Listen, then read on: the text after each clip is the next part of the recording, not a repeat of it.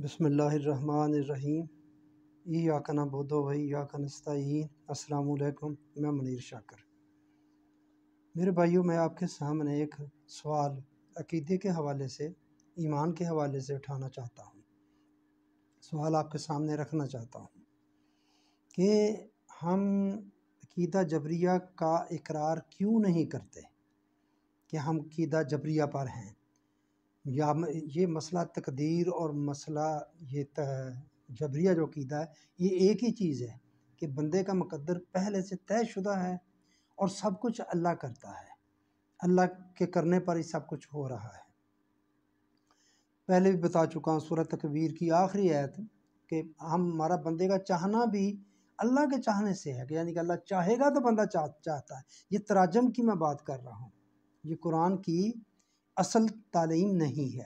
بہرحال جو تراجم ہے اس کے لحاظ سے ہم عقیدہ جبریہ کا قائل کیوں نہیں ہیں۔ میں آپ ایک نشست میں، پچھلی نشست میں میں نے عرض کی تھی کافی ساری 5-6 روایات عقیدہ جبریہ کے حوالے سے، تقدیر کے حوالے سے بات آپ نے کیا کہا ہے، اور خاص کر ایک روایت کہ آپ صحابہ بات کر رہے تھے، آپ اوپر آ گئے اور آپ کا رنگ سرخ ہو گیا انگا نار کے دانوں کی طرح، تو آپ نے کہا میں اسی لیے مبعوث کیا گیا ہوں کہ آپ تقدیر پر بات، یعنی کہ بات ہی نہیں کرنی۔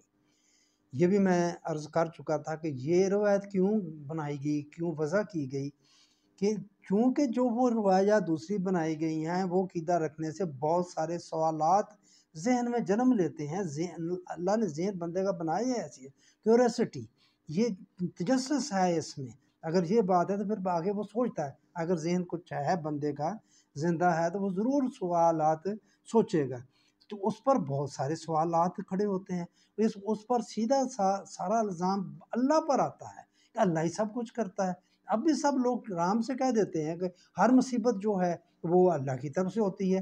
آپ کسی سے سن لیں، بات کو سمجھتے نہیں ہیں، ہر مصیبت پہلے سے لکھی ہوئی ہے، اس کا مفہوم سمجھے بغیر یہ بات کہہ دیتے ہیں کہ ہر مصیبت اللہ کی طرف سے آتی ہے۔ نہیں میرے بھائیو، اللہ کی طرف سے نہیں آتی، قانون لکھا ہوا ہے، یہ کرو گے تو یہ مصیبت آ جائے گی۔ وہ قانون اگر آپ نے سمجھ لیا تو آپ نے اس مصیبت کو ٹال لیا، وہ نہیں آئے گی۔ بہرحال روایات میں نے آپ کے سامنے عرض کی، پھر قرآن پاک سے بھی ہم نے نکال لیا، ایک لفظ کا ترجمہ بدل کے، مفہوم بدل کے سارا ہم نے یہ عقیدہ جبریہ، یہ تقدیر والا مسئلہ ہم نے قرآن سے بھی ثابت کر دیا۔ مثلا جو دلوں میں یہ شاء وہ یادی میں یہ شاء، وہ جسے چاہتا ہے گمراہ کرتا ہے اور جسے چاہتا ہے ہدایت دیتا ہے۔ ہاں زبان زد عام ہے یہ آیت ہے، جو دلوں میں یہ شاء وہ یادی میں یہ شاء، دوسری بھی یغفر لمن یشاء و یعذب من یشاء، وہ جسے چاہے بخش دے، جسے چاہے عذاب دے، جسے چاہتا ہے بخش دیتا ہے، جسے چاہتا ہے عذاب دیتا ہے۔ تو یہی ہے نا جبریہ عقیدہ، یا کچھ اور ہے؟ یہ دو آیات رکھیں، 2 آیات کم ہیں ہمارے لیے، ہم تو ٹال تو دیتے ہیں بات کو، ایک آیت رکھیں جی، بات دوسرے مقام دیکھے ہی نہیں آپ نے۔ یہ 2 آیات بڑی واضح اور بھی اس طرح کی، اور ہمارا عقیدہ ہے آپ کے سامنے ہے، آپ خود دیکھ لیں کہ کیا یہ ہمارا عقیدہ نہیں ہے؟ یہی ہے، اللہ ہی کرتا ہے سب کچھ، جسے چاہے گمراہ کر دے، جسے چاہے ہدایت دے دے۔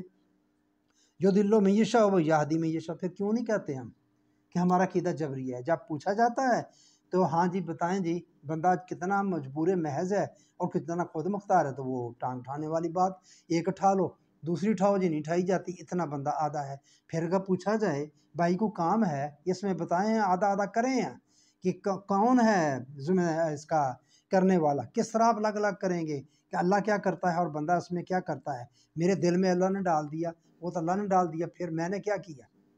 کس طرح الگ الگ کریں؟ اچھا چلیں کام، وہ بھی ہم نے کسی طریقے سے طویلات بیان کر کے کر دیا جی، آدھا آدھا کر دیا، اتنا کام اللہ نے کیا، اتنا کام ایک ہی کام ہے، جو بھی آپ نے کام کرنا ہے، میں بہت سارے کام جتنے بھی آپ کرتے ہیں، آدھا اللہ نے کر دیا، آدھا آپ نے، اس کام کا ذمہ دار کون ہے؟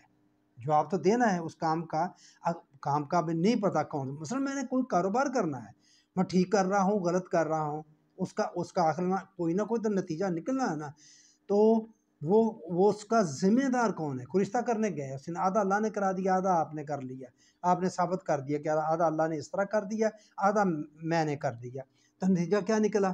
رشتہ ہو گیا، پھر کامیاب ہوا یا ناکام ہوا، کون ذمہ دار ہے اس کا؟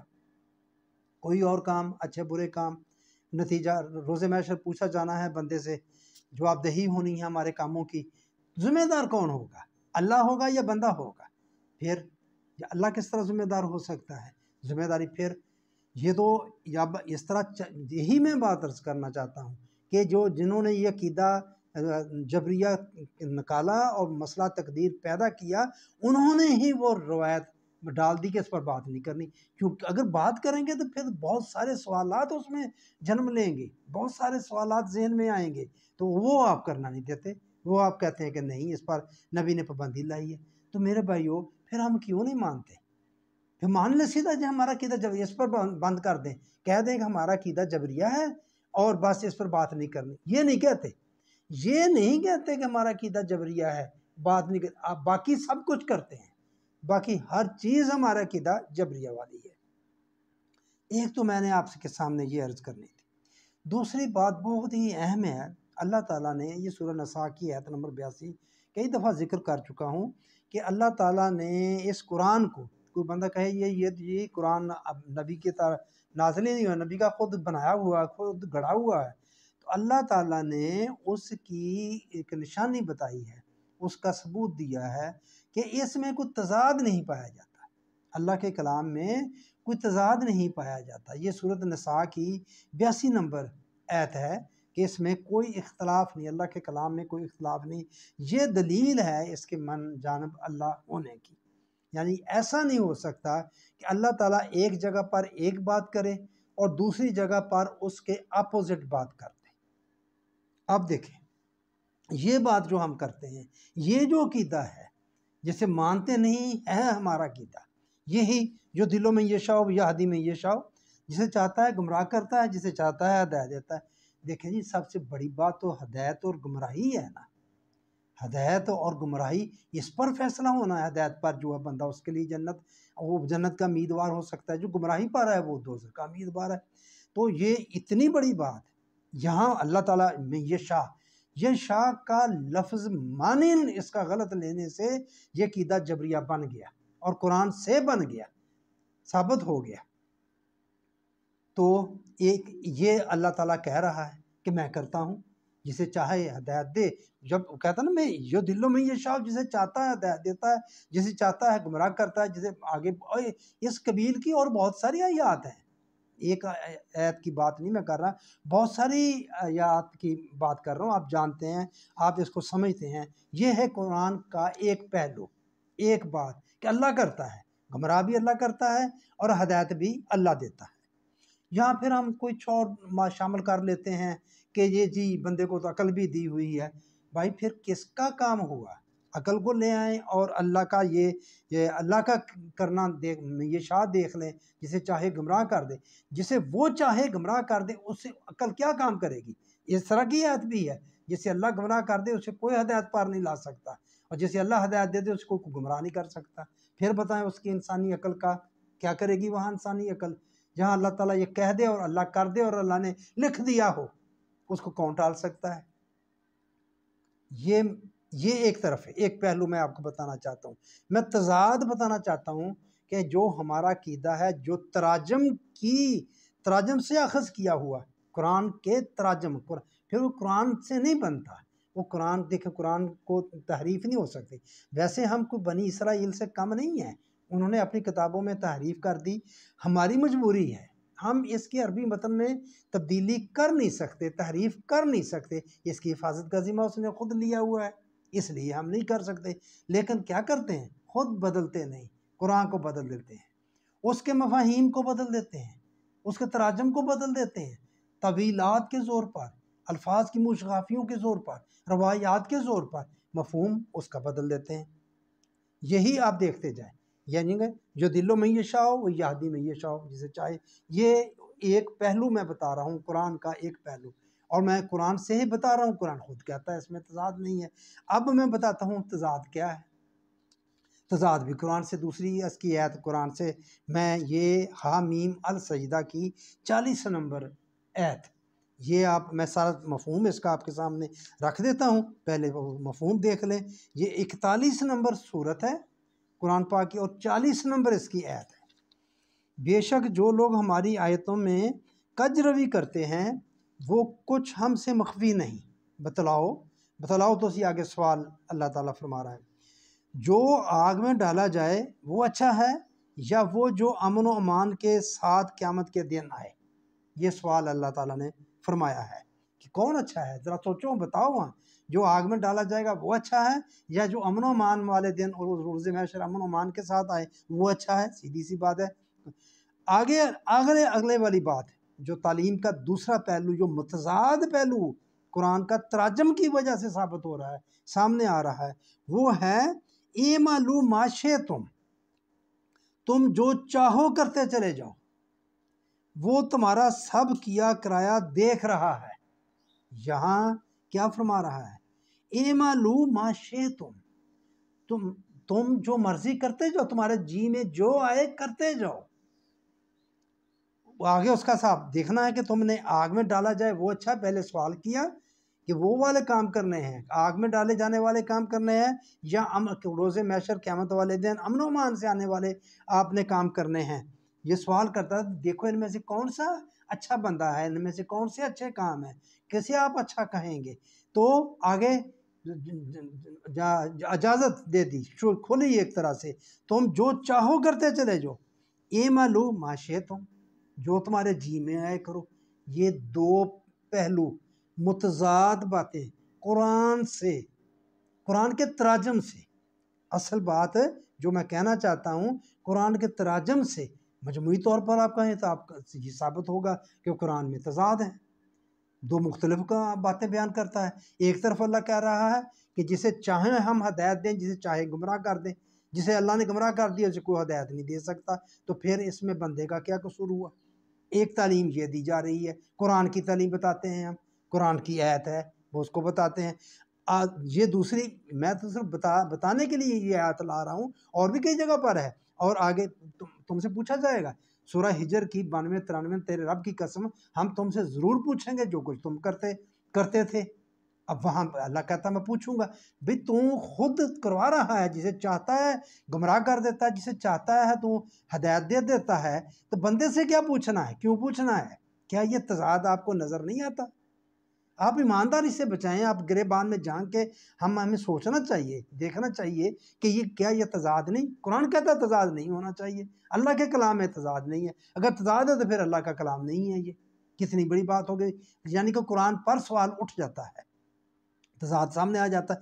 یہ اللہ تعالیٰ واضح ہے، اعملوا ما شئتم، کوئی ترجمہ کھول لیں آپ، میں تو نہیں آپ کو کہتا کسی بریلوی کا لیں، دیوبندی کا لیں، وہابی کا، جس کا دل چاہتا ہے آپ ترجمہ کھول کے دیکھ لیں، اعملوا ما شئتم، یہی بات آئے گی اس میں کہ تمہارا جو جی چاہتا ہے تم کرو، یعنی کہ اللہ نے اجازت تمہیں چھٹی دی ہوئی ہے، تمہارے سامنے میدان کھلا ہے، تمہاری مرضی ہے کہ آگ میں ڈالے جانے والے کام کر لو، چاہے آپ امن و امان سے اس دن آنے والے جو کام ہیں وہ بتا دیے ہیں، اس نے اسی قرآن میں بتا دیے ہیں کہ آگ میں ڈالے جانے والے کام کون سے ہیں، اور اچھے کام جو امن و امان سے جو بندہ آئے گا وہ کیا کام کرے گا کہ امن و امان سے آئے، وہ بھی بتا دیے ہیں۔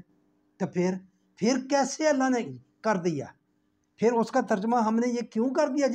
یہ چاہنا ہم نے غلط ترجمہ کیا ہے۔ اصل میں آپ کو بتانا چاہتا ہوں، یہ میں یشاء جسے چاہتا ہے، اس ایک غلط ترجمے کی وجہ سے یہ سارا تضاد سامنے آیا، اس ایک غلط ترجمہ کرنے کی وجہ سے عقیدہ جبریہ پیدا ہو گیا اور مسئلہ تقدیر پیدا ہو گیا، اور جس پر ہمیں بات کرنے سے بھی روک دیا گیا۔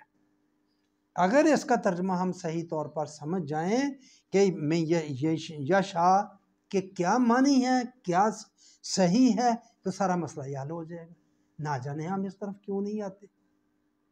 اللہ تعالیٰ کو اس طرح ہم قادر مطلق ثابت کرتے ہیں، بے شک وہ قادر مطلق ہے کہ ان اللہ علی کل شیء قدیر، بے شک وہ ہے، سمجھے تو صحیح کس طرح ہے، وہ سمجھنے کی بات نہیں کرتے، وہاں وہ بھی آیت لگا لی، اور یہ بھی بات جو دلوں میں یہ شاء وہ یادی میں یہ شاء، یہ بھی عقیدہ جبریہ کے لیے آیت ہم نے لے آئے، اور ہم نے دو ٹوک بات کر دی، لوگوں نے آگے واہ واہ واہ کر دیا، اور اس پر چلے جا رہے ہیں۔ سب کچھ اللہ کی طرف سے ہوتا ہے، مصیبت بھی اللہ کی طرف سے آتی ہے۔ ما خلقتا حاضر باطلا، وہ کہتا ہے کوئی چیز باطل پیدا کی ہی نہیں اس نے، ابس پیدا کی ہی نہیں، بیکار پیدا کی ہی نہیں، ہم سارا کچھ اس کے کھاتے میں ڈالتے ہیں کہ مصیبتیں بھی وہ بندوں کو دیتا ہے، 70 माओं से ज़्यादा मोहब्बत करने वाला मुसीबत भी बंदे को डालता है। हो गया उसकी अलग तवीलें शुरू कर देते हैं, वो ज़मैश है उसकी तरफ से, वो तुम्हें पता है या नहीं पता है, वो उसकी तरफ चले जाते हैं। ऐसी कहानियाँ जिनका कोई सर पैर नहीं है। लेकिन मैं सरे दस्त ये तजाद वाली बात करना चाहता हूँ। आप मेरे भाइयों बता दें कि क्या आपको तजाद यह नज़र नहीं आता? एक तरफ कहे कि मैं गुमराह करता हूँ और मैं हदायत देता हूँ, और दूसरी तरफ वो जो कहे तुम्हारी मर्जी है, जो तुम कहो ये मालूम शेत हो। तो मेरे भाइयों मैं ये बात आपके सामने रखना चाहता था पहले कि क्यों नहीं मानते भी, क्यों नहीं कहते कि हमारा अकीदा जबरी है। आपको पता है कैसा कहने से अल्लाह पर इल्ज़ाम आता है, सारा का सारा अल्लाह पर इल्ज़ाम आता है, फिर कहते नहीं हैं। वहाँ रवायत ला के हमने मुंह बंद कर दिया, नहीं बोलना नहीं इस पर। कीदा वही है, कीदा वही इल्ज़ाम वाला ही है, सारा के सारा अल्लाह पर इल्ज़ाम रखने वाला है। तो वो ये बात पैदा कहाँ से हुई? ये इसके गलत तर्जमे की वजह से। मैं ये शाह तो आगे मैं इंशाअल्लाह लो शाअल्लाह ये शाह, ये जितने अल्फाज हैं इंशाअल्लाह इसकी थोड़ी सी वजाहत के साथ इस बात को साफ़ करने की कोशिश करूँगा कि ये तज़ाद तो हो नहीं सकता, और कुरान में तज़ाद नहीं है। बंदा ही खुद मुख्तार है, बंदा ही काम करता है। ये तर्जमा इसका गलत किया जाता है। जो दिलों में ये शाह व यहदी में ये शाह का तर्जमा मफहूम गलत लिया जाता है। अल्लाह जिसे चाहता है उसकी चाहत है, इसकी वजाहत मैं इंशाल्लाह अगली नशिस्त में करूँगा कि वो क्या है उसकी चाहत। बिल्कुल चाहत से हुआ, कब थी वो उसकी वजाहत आगे आ जाएगी। सर दस्त में आपके सामने ये एक सवाल ही रखना चाहता था कि मेरे भाइयों कुरान में तजाद नहीं है, कुरान खुद कहता है, मगर तराजम के लिहाज से ये तजाद आपके सामने मैंने रख दिया कि ये आयत जो दिलों में ये शाह यादी में ये शाह और ए मालूम माशे तुम जो तुम्हारा दिल चाहता है तुम करो। तो ये मैं बात रखनी थी कि ये तजाद है, तजाद नहीं है। ये हमारे गलत तराजम की खुद बदलते नहीं, कुरान को बदल देते हैं। बस ये बात मैं आपके सामने रखना चाहता था। इसको समझिए, इंशाल्लाह अगली नशिस्त में मैं इन अल्फाज का ख़ास कर ये मैं ईशा का तर्जमा आपके सामने रखूँगा, तो फिर बात और मज़ीद वाज़ेह हो जाएगी। आपकी मेहरबानी, आपने मेरी बात सुनी।